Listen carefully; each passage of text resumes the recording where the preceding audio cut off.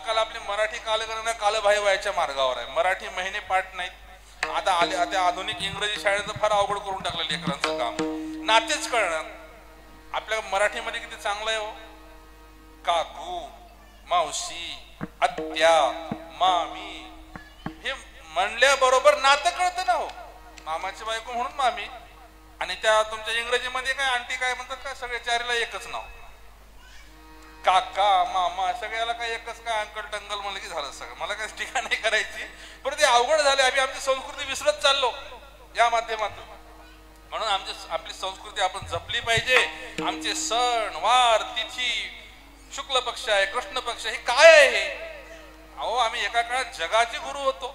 मी मगाशी म्हणलं ना तुम्हाला, महाकाळेश्वर, महाकाळ जे आहे ना, हे आपल्या महाकाळ आता जी स्वामी लोक पंचांगाची जाणते असते, आता जी वेळ असते ना, ती ग्रीनिचला युरोपीय लोकांनी ग्रीनिचला प्रमाण मांडलं. प्राचीन काळामध्ये उज्जैनला प्रमाण मानत होते, म्हणून ते काळेश्वर आहे. आलं का लक्षात? महाकाल आहे ते, काळाचा काळ महाकाळ. तिथून वेळ प्रमाणित केली जायची. आलं का लक्षात? म्हणून तो महाकाल आहे. धर्मय आहे, अध्यात्मय आहे, त्यात विज्ञानही दडलेलं आहे. शिवहार